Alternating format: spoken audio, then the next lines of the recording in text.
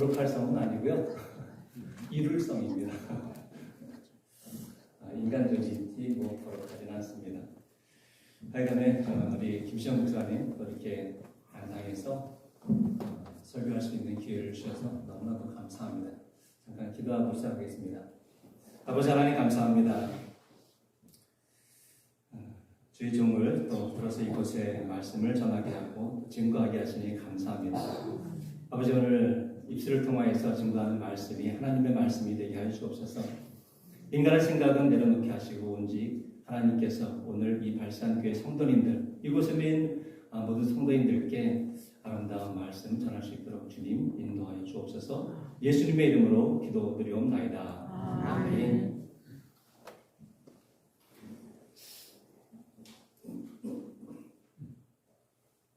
기침이 좀 있어가지고요. 약을 먹는데도 조금씩 간혹 설교 중에도 나올지 모르겠습니다. 양해 부탁드리겠습니다. 이 시간에는 그 영광을 나타내심에, 그의 영광을 나타내심에 라는 제목입니다. 뭐라고요? 그의 영광을 나타내심에. 예, 그의 영광을 나타내심에 라는 제목입니다. 우리가 사복음서를 읽게 되죠. 그렇죠? 사복음서를 읽게 되면 예수님께서 공적으로 행하신 일을 보게 돼요. 그래서 그것을 쫓다가 보면은 우리가 믿는 그리고 나의 구주로 고백하는 예수님이 어떤 분인지를 알게 됩니다. 그래서 마태는 유대인의 왕으로 오신 예수를 그리고 있고요. 또 누가는 헬라인을 향해 인자로 오신 예수, 마가는 로마인을 향해 종으로 오신 예수, 그리고 오늘 요한은 모든 인류를 향해 하나님으로 오신 예수님을 소개하고 있습니다. 그래서 마태, 마가, 누가, 요한은 각자의 그 모습으로 예수님을 그리고 있어요. 그러니 성경책을 읽다 보면 조금씩 말씀하고자 하는 부분이 조금 다르게 되죠. 그렇게 사복음서로 표현된 이유는 우리가 예수님을 좀 더 다양한 방면에서 알아보고자 그렇게 기록된 것으로 믿습니다. 실로 주님은 이 땅에 오셔서 많은 표적들을 행했습니다. 이 표적이라는 것은 기적, 이적, 우리 인간 세상으로는 우리 인간의 생각으로는 도저히 있을 수 없는 그러한 일들을 행하셨습니다. 그리고 그렇게 하신 이유는 다른 데 있는 것이 아닙니다. 그분 자신이 신성을 가지셨다. 곧 하나님이시다 라는 것이고요.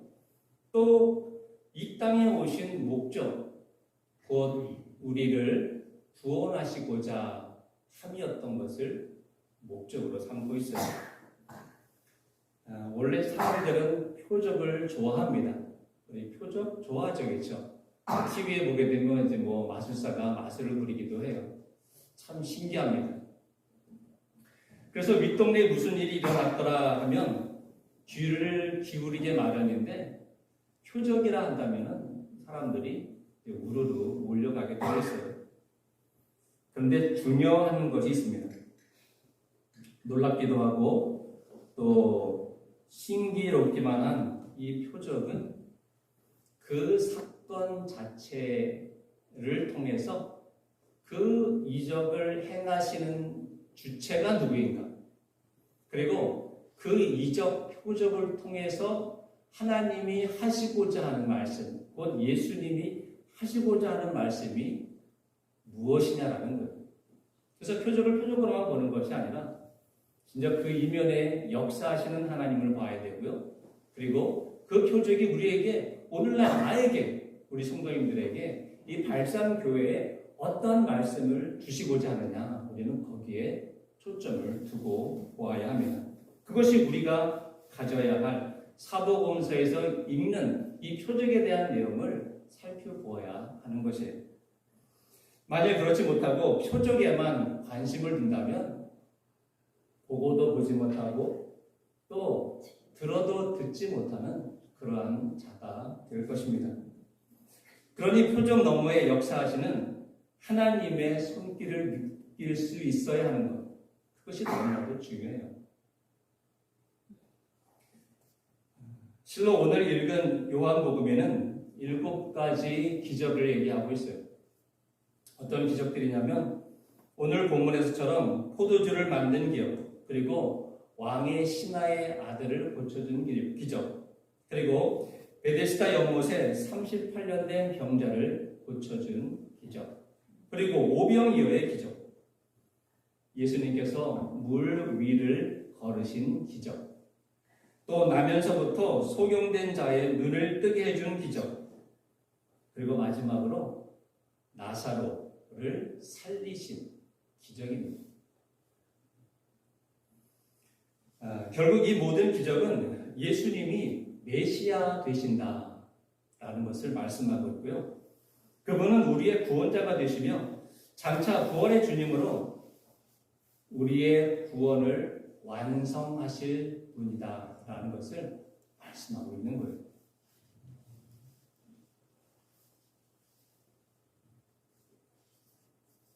생각해보면 모든 기적들이 엄청난 것이에요. 그렇죠?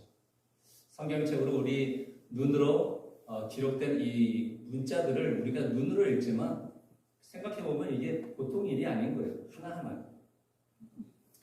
특별히 요한복음이 하나님의 아들로 오신 예수를 증거한다면 이러한 기사들은, 이러한 기적들은 예수님이 응당 하나님이시다 라는 것을 말해주고 있으며 우리의 구원자가 되시는 분이다 라는 것을 잘 말씀해주고 있어요. 이 시간에는 이 가운데 예수님의 첫 번째 표적으로 물을 포도주로 만드는 다 아시는 내용이죠. 그렇죠? 다 아시는 내용이에요. 다 아시더라도 과연 오늘은 어떤 말씀이 있을까 한번 궁금증을 가지고 말씀 속으로 들어가 보고자 합니다. 갈릴리 가나에 혼인잔치가 있었습니다. 하객으로 예수님의 어머니와 예수님 그리고 예수님의 제자들이 초대되었어요. 어느 민족이든 결혼은 귀하고 또 결혼 예식은 축제 분위기 속에서 치러지게 됩니다. 그래서 성대하게 치러지고 여러 날 동안 함께 모여 잔치를 즐기기도 해요. 기록에 의하면 유대인들은 일주일간을 잔치했다라고 말씀하고 있습니다. 그런데 혼인잔치에 빠져서는 안 되는 포도주가 떨어졌습니다. 포도주가 떨어진 거예요. 뭐 그게 대수냐 그럴 수 있겠지만 이 포도주라는 것은 이 잔치 내내 기쁨을 만끽하고요. 또 흥을 돋우는 데 없어서는 안 될 그러한 매개체인 거예요. 그래서 만약에 이 포도주가 떨어지게 되면 좋았던 잔치 분위기를 완전히 망치게 되는 그러한 급박한 상황입니다. 더 나아가서 포도주가 떨어져 하객을 부양하지 못한다면 신랑은 그 이후로 불명예를 안고 살게 될지도 몰라요. 이 온 손님들을 잘 대접하지 못했다는 것이 불명예까지 이루어진다는 거예요. 그러면 이제 신혼을 시작하는 마당에 이것은 너무나도 중요한 일이었습니다. 이에 이러한 사태를 간파한 예수님의 어머니, 본문에는 예수의 어머니라 표현되지만 누구죠? 마리아입니다. 예수께 포도주가 떨어졌다라는 사실을 알립니다. 그리고 이 고함, 이 알림은 예수님으로 하여금 결국에 물을 포도주로 만드는 기적을 일으키게 하셨습니다. 한번 생각해 보세요. 예수의 어머니가 예수께 포도주가 떨어졌다라고 말씀을 드렸을 뿐인데 어떻게 됐다고요? 결국에 예수님께서 물을 포도주로 만드는 그러한 기적을 베푸신 거예요. 그리고 오늘 본문 마지막 절을 보게 되면요. 이 표적을 일으킨 목적과 그로 인한 결과를 말하고 있는데요. 11절인데 한번 오늘 본문 보실까요? 11절 읽으신 부분. 한번 같이 읽어보겠습니다. 자, 시작. 예수께서 이 첫 표적을 갈릴리 가나에서 행하여 그의 영광을 나타내심에 제자들이 그를 믿으니라. 아멘. 오늘 제목이 뭐였죠? 예, 그의 영광을 나타내심에 표적을 통해서 예수님께서 자신의 영광을 드러내셨다는 거예요. 놀랐습니다. 그리고 또 있죠. 그 뒤에 뭐라고 되어 있죠? 제자들이 그를 믿더라. 예, 표적을 일으키신 이유는 자신의 영광을 드러내는 것이었고요. 그리고 그 다음에 뭐라고요? 제자들에게 믿음을 주기 위해서. 믿음을 주기 위해서요.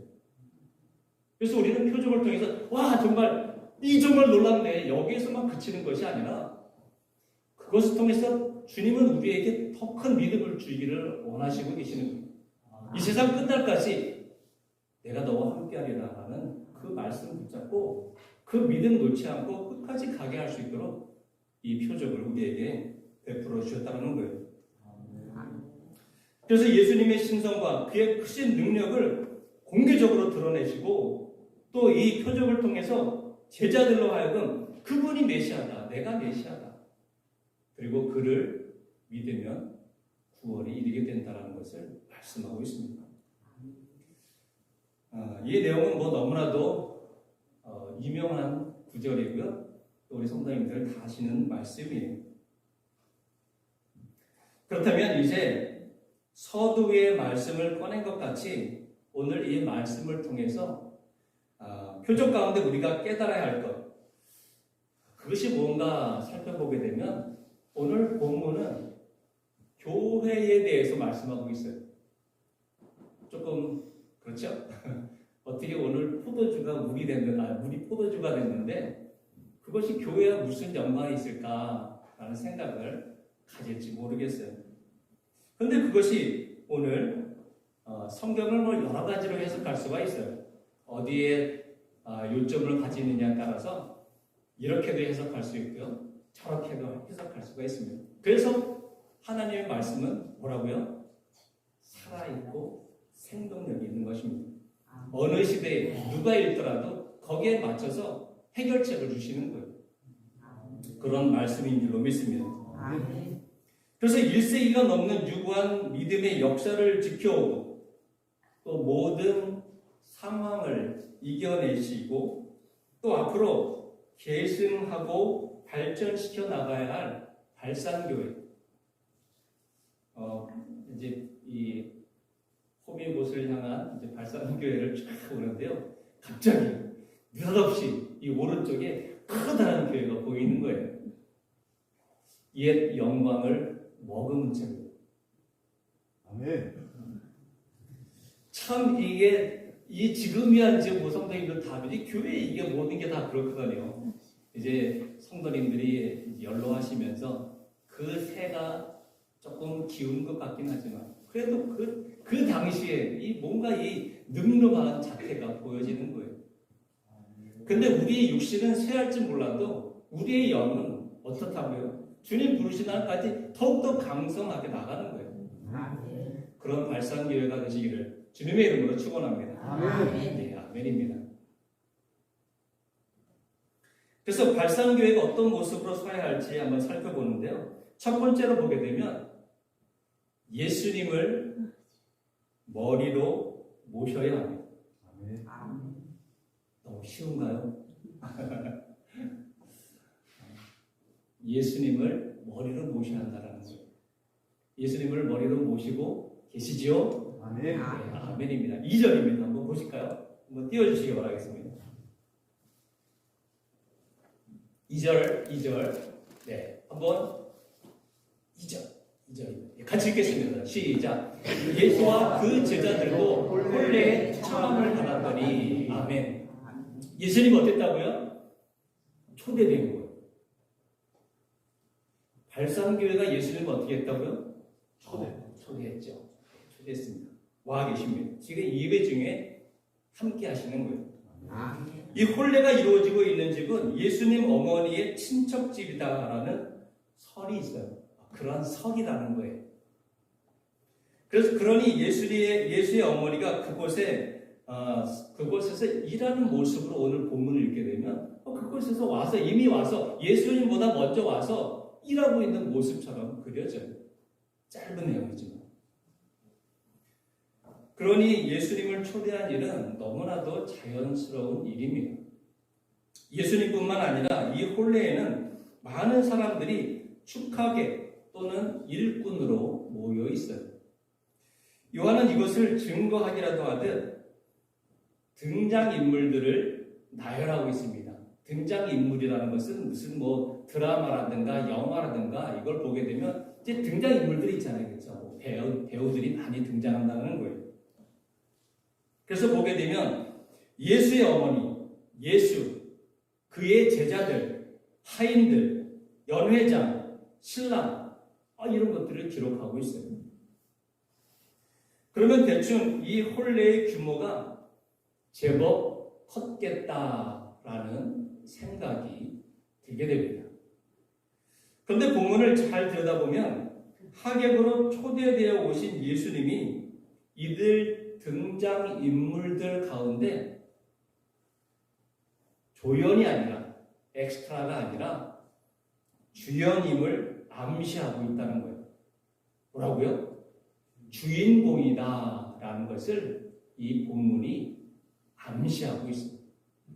겉으로 드러내진 않았지만 유심히 살펴보면 우리는 그것을 발견할 수가 있습니다. 한번 1절과 2절을 한번 읽어보겠습니다. 1절과 2절인데요. 자, 시작. 사흘째 되던 날 갈릴리 가나에 혼례가 있어 예수의 어머니도 거기 계시고 예수와 그 제자들도 혼례에 청함을 받았더니. 아멘. 우리가 책을 보게 되면 이제 글쓴이가 있잖아요. 지은이가 이제 이렇게 글을 적다 보면 주인공이 누구인지를 알면 그 주인공을 중심으로 해서 주변 인물들을 설명하고 있어요. 여기서도 그렇게 나오고 있습니다.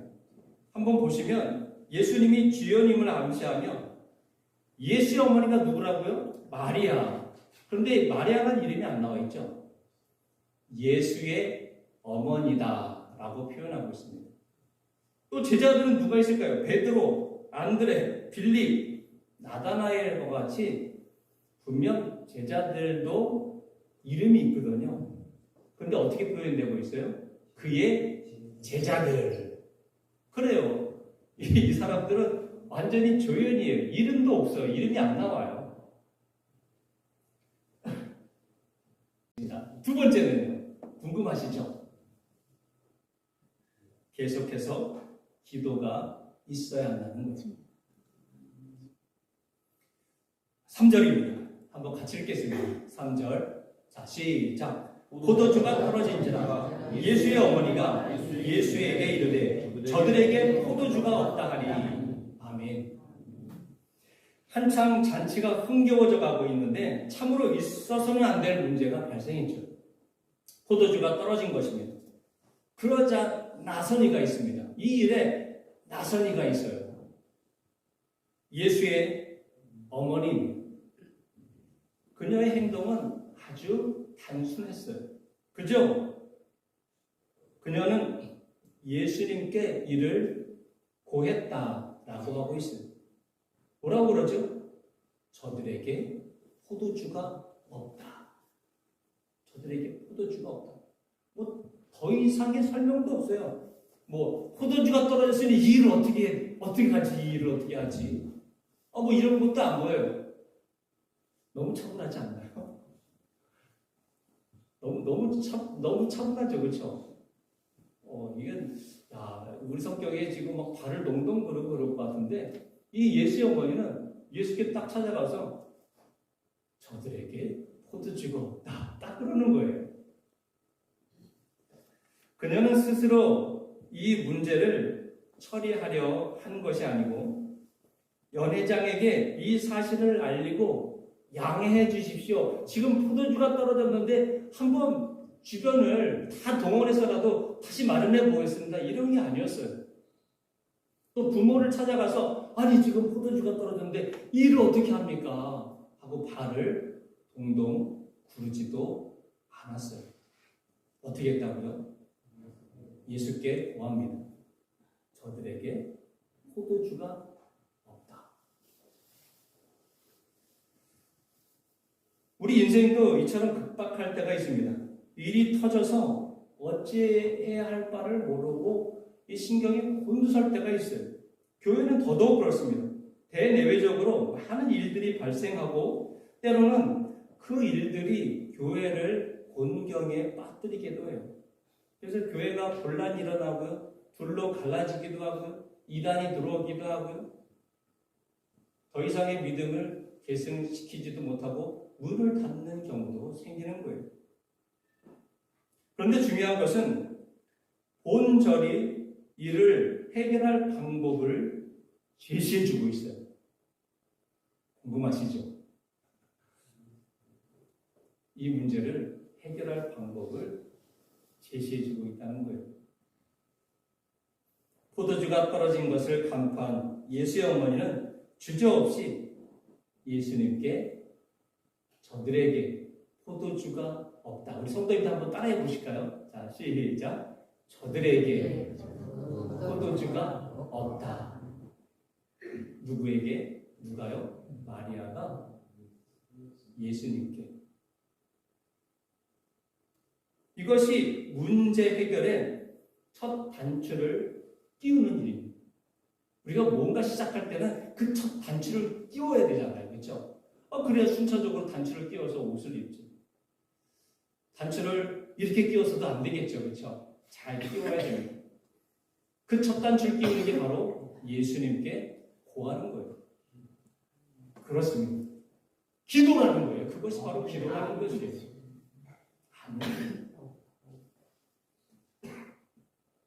이것을 이 상황을 영적으로 바라본다면 예수의 어머니라는 성도가 예수님께 현재 일어난 일에 대해서 그대로 고하는 거예요. 더 이상의 주여 포도주를 만들어 주시옵소서. 지금 당장 두세 통 드는 6돌 항아리에 그 정도의 양이 필요합니다. 이것을 채워 주시옵소서. 이렇게까지도 안 했다라는 거예요. 그저 지금 우리가 처한 상황, 우리가 해결할 수 없는 상황, 그 상황을 그대로 예수님께 알린 거예요. 저들에게 포도주가 없다. 예수를 주연급으로, 주인공으로 내세우고 있는 것입니다. 그리고 이제 예수님은 주연으로 활동하시며 혼례 잔치에서 저들이 처한 곤경, 곧 포도주가 떨어진 위기에서 저들에게 이적을 베푸신 것입니다. 무엇을 말할까? 교회도 마찬가지라는 것입니다. 교회도 예수님이 주연이신 거예요. 교회에는 목회자를 비롯해서 많은 성도님들이 모여 있습니다. 마치 오늘 본문처럼 예수님을 초대하여 모여 있는 것처럼 보여요. 하지만 그분은 엑스트라가 아니라 주연이시다라는 것을 오늘 본문이 말씀하고 있는 것입니다. 따라서 우리는 이 점을 절대로 잊어서는 안 됩니다. 교회의 머리는 누구시라고요? 예수님. 교회의 주인은 누구시라고요? 우리 성도가 아니라는 것이에요. 그래서 어떤 일이 있어도 우리 사람이 머리가 되어서는 절대로 안 됩니다. 어떤 일이 있어도 예수님이 머리가 되고, 예수님이 머리가 되면 교회는 두셋이 모이는 곳이 교회라고 그랬잖아요. 그럼 우리는 바로 예수님이 머리가 되신 몸된, 주님의 몸을 이루는 몸된 교회가 되는 것입니다. 이 점을 절대로 잊어서는 안 되는 거예요. 그래서 우리는 머리 대신 주님을 모시며 그의 몸을 이루는 몸된 교회. 그래서 우리가 기도할 때도 그러잖아요. 몸된 교회를 위해서 기도합니다. 이렇게 기도하는 이유가 바로 예수님이 우리의 머리 되심을 내가 믿음으로 고백합니다. 라는 그 말씀이 되는 거예요. 이 점을 절대로 잊어서는 안 되는 것입니다. 그러니 사람이 머리가 되지 말고 주님을 머리로 삼아 그분께 지혜를 구하고 그분 말씀에 순종하며 그분만을 의지하고 모두가 한 마음으로 서가시는 발산교회 성도님들 되시기를 주님의 이름으로 축원합니다. 아직 내가 나설 때가 아닌데 그런 의미거든. 하지만 결국엔 어떻게 되었죠? 그 예수 어머니의 성도의 기도에 응답하셨다는 거죠. 그렇죠? 결국에는 물로 포도주를 만드는 이적을 베푸셔서 마리아의 기도에 응답하셨습니다. 그래서 연회장의 입을 통해서 고백하게 만드는데요. 10절에 이렇게 연회장이 고백해요. 지금까지 보통 잔치집에 가면 처음에는 좋은 포도주를 내고 이 취하면 잘 모르니까 나중에는 조금 적급의 품질이 안 좋은 포도주를 내오는 것이 일반적인데 이 연회장이 말하기를 지금까지 좋은 포도주를 처음에 내온 것과 같이 좋은 포도주를 계속 두었도다 하는 고백을 하게 만드는 거예요. 아직 때가 되지도 않으셨는데 이룬 기적이 이 정도라면 때가 되면 어떻게 될까? 난리 나죠. 난리 나죠. 아직 때가 안 됐는데도 물을 포도주로 만들었는데 이 정말 때가 되면 어떻게 될까요? 때가 되면 십자가에 달려주시는 거예요. 나의 죄를 위해서 나의 죄를 사하시고자 십자가에 달려 죽으시는 때가 되면, 그리고 때가 되면요 장사되는 거예요. 그리고 3일 만에 다시 우리의 의가 되려고 부활하시는 거예요. 그리고 때가 되면 다시 오시마 하고 약속을 이루셔서 우리의 완전한 구원, 완전한 부활을 만들어 가시는 거예요. 이것이 물이 포도주가 되는 거에 비하긴 하겠어요. 우리는 그걸 믿고 가는 거예요. 그런데 그때는 벌써 거의 이루셨죠, 그렇죠? 이제 다시 오시기만 하면 되는 거죠. 그걸 기다리기만 하면 되는 거잖아요. 뭘 가지고요? 믿음을 가지고 기다리면 되는 거예요. 내 육신은 병들고 힘들고 지쳐 있지만 하늘을 향해서 천국 문이 열린, 물론 이 땅에서도 우리는 그 하나님의 소유하심과 통치하심을 받고 가는 거예요. 그러니 오늘도 즐겁고요. 오늘도 기쁜 거예요. 아멘입니다. 그러므로 교회뿐만이 아니라 우리들 인생에서 만나는 모든 문제의 첫 해결책은 예수께 있는 그대로 알리는 거예요. 기도로서. 기도는 모든 문제를 해결하는 열쇠이기 때문입니다.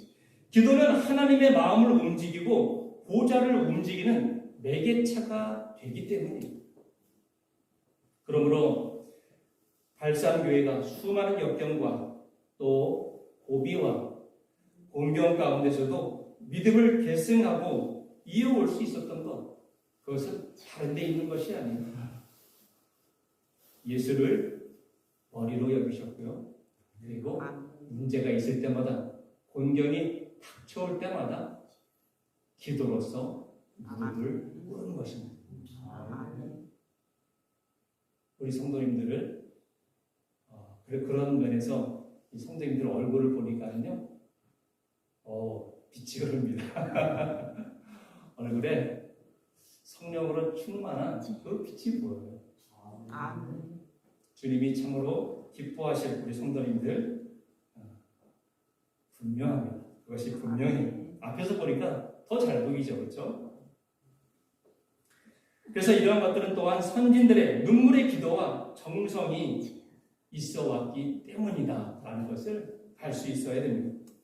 우리의 머리카락까지도 세심바 되시는 하나님께서 의인의 간구를 들어 역사해 오셨기 때문입니다. 그러니 더욱 많은 기도를 통해서 성도님들의 세대에서 또한 그 세대를 이어 다음 세대에 이르기까지 주님의 역사하심을 보고 느끼며 또 기도를 통해서 이루어지는 그 모든 것들을 간증으로 하나님께 영광 올려드리는 우리 모든 발상교회 성도님들 되시기를 주님의 이름으로 축원합니다. 이제 마지막입니다. 세 번째로는 순종과 봉사가 있어야 한다는 거예요. 뭐라고요? 순종과 봉사. 전화가 왔습니다.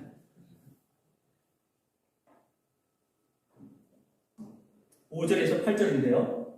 우리 한번 한 절씩 읽겠습니다. 제가 먼저 읽습니다. 그의 어머니가 하인들에게 이르되 너희에게 무슨 말씀을 하시든지 그대로 하라 하니라.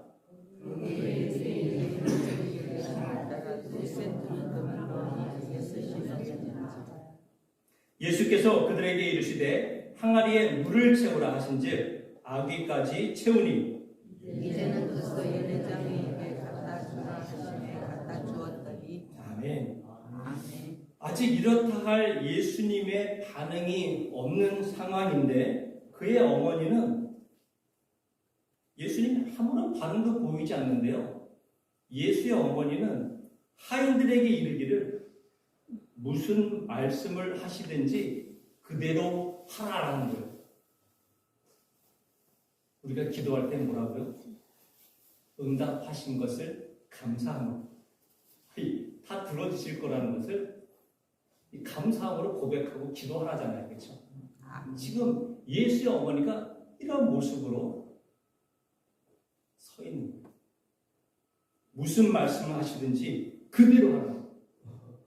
무슨 말씀을 하시든지.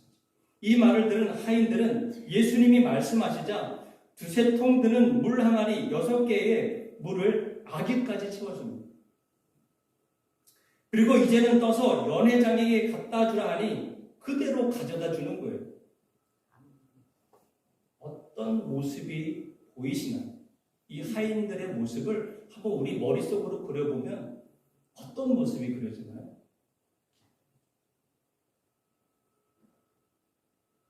그들의 순종, 그들의 헌신, 그들의 성실, 그들의 순적함이 보입니다.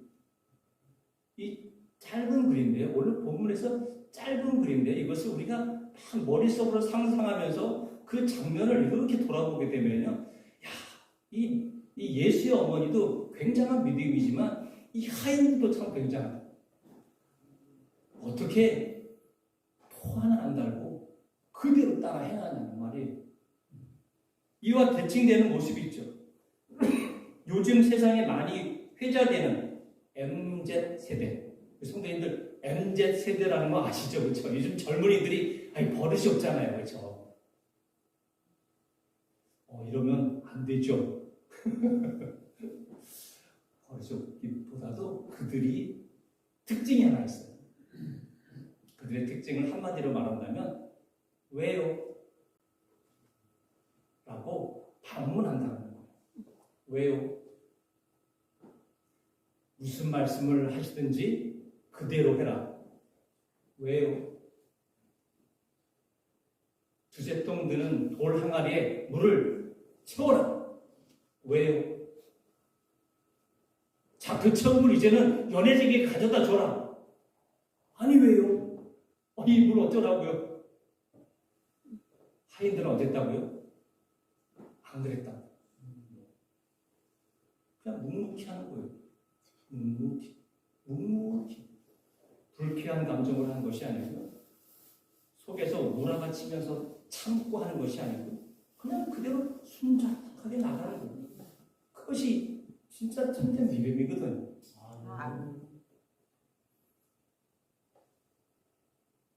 무엇을 말하는가 하면 내가 왜 그래야 하죠?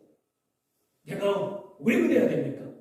내가 왜 기도를 해야 되죠? 아니 내가 왜 먼저 가서 사과를 해야 됩니까?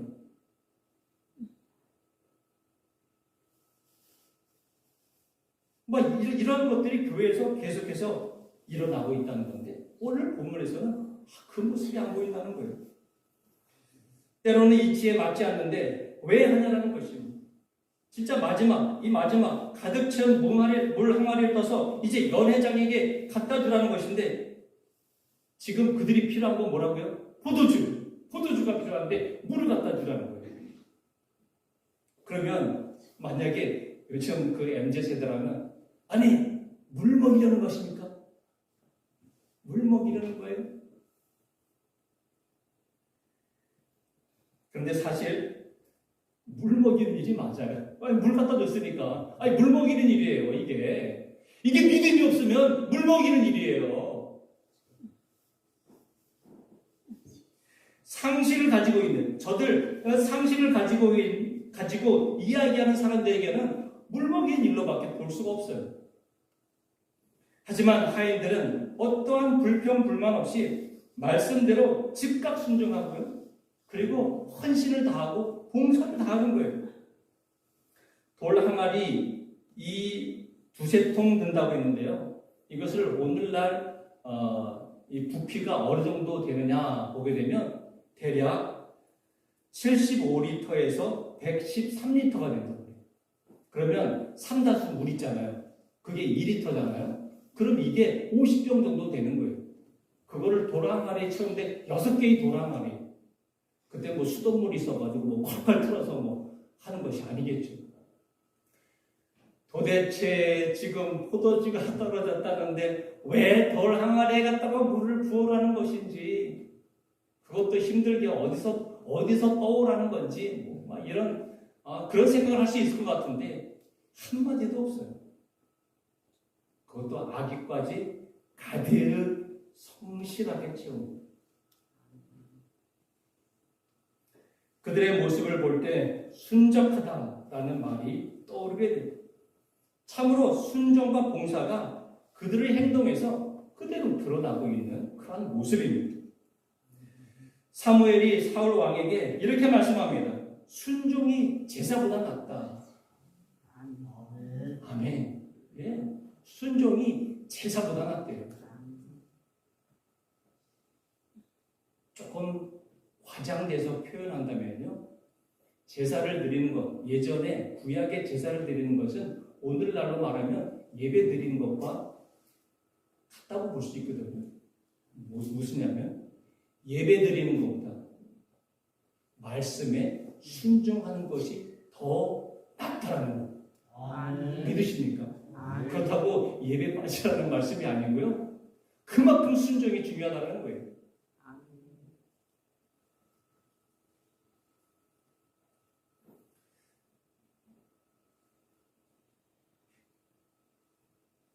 하나님께서 이 사무엘을 통해서 사울 왕에게 아말렉을 쳐서 그와 그의 소유 모든 것들, 뭐 짐승들, 어린아이까지 다 그냥 쳐서 진멸하라 했거든. 그런데 사울 왕은 자기 생각으로 온전히 순종하지 아니하고 아각 왕을 살려두고 그 다음에 소와 양, 좋은 것들을 남긴 거예요. 그리고 허술한 것들은 다 진멸했어요. 왜? 자기 생각에 그게 좋을 것 같다 생각했기 때문에. 그리고는 변명합니다. 이거요, 하나님께 제사 드리려고 그러죠. 더 좋은 소와 더 좋은 양 잡아서, 흠없는 것들 잡아서 하나님께 제사 드리려고 그랬죠. 그런데 하나님은 사무엘을 통해서 뭐라고요? 순종이 제사보다 낫다. 너희 탐욕으로 거둬들인 그 양소 나 받기 싫다라는 거예요.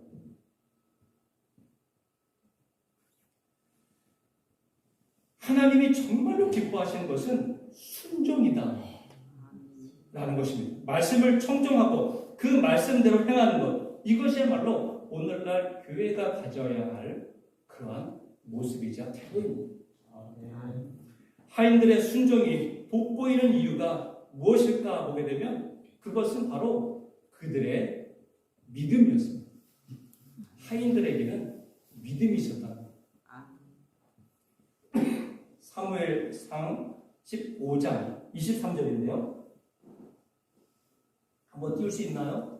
없어요. 예. 제가 한번 읽겠습니다. 잘 들어보시죠. 이는 거역하는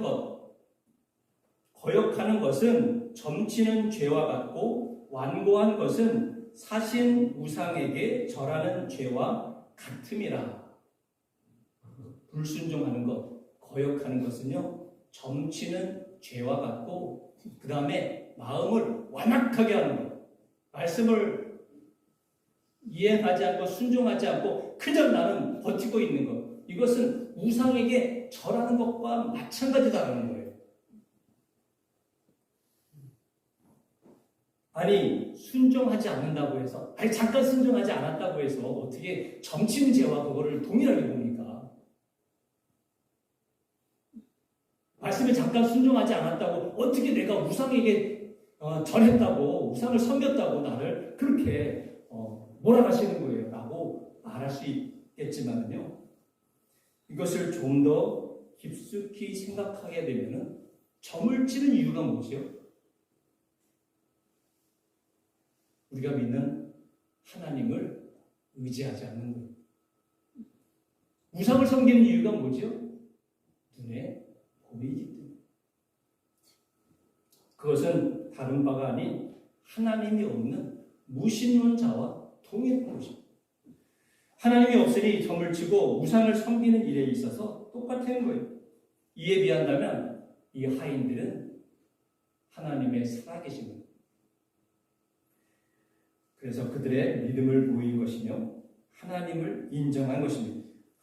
하인들의 행동은 참으로 아름다운 모습이었어요. 오늘날 교회가 가져야 할 참 모습입니다.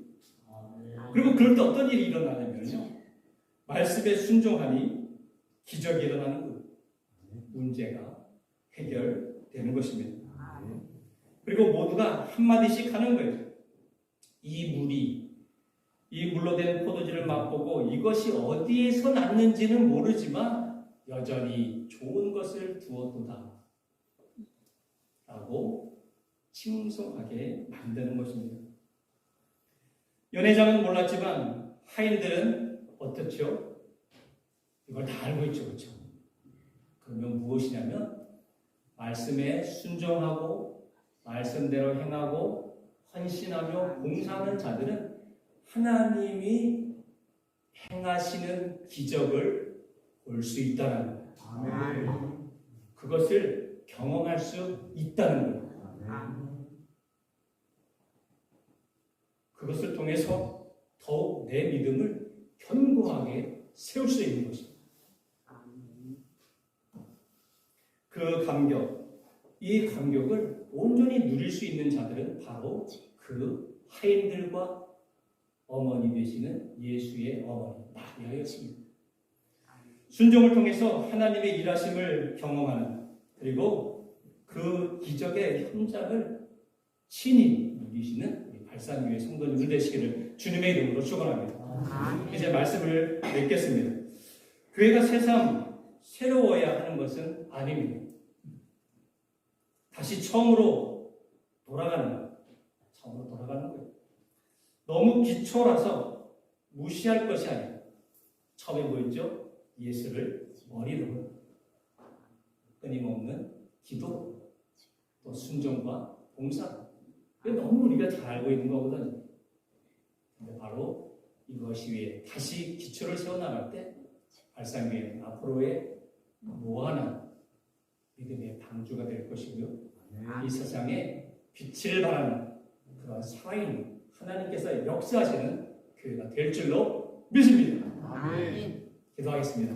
아버지 하나님 감사합니다. 이 말씀을 통해서 발산교회가 앞으로 나아가야 할 것, 참으로 우리가 생각할 땐 너무나도 기초인 것 같지만 다시 그 첫 마음을 잃어버리지 않도록 우리에게 말씀하신 줄로 믿습니다. 교회의 머리가 되시는 분은 바로 예수님이심을 우리가 믿음으로 고백하고, 또 기도로서 주님 앞에 우리의 모든 것을 알려드리며, 그리고 순종의 또 헌신의 봉사로서 교회를 더욱더 세워나가는 저희들, 그래서 하나님의 기적 현장을 우리 두 눈으로 볼 수 있는 우리 모두가 되게 하여 주옵소서. 예수님의 이름으로 기도드리옵나이다. 아멘.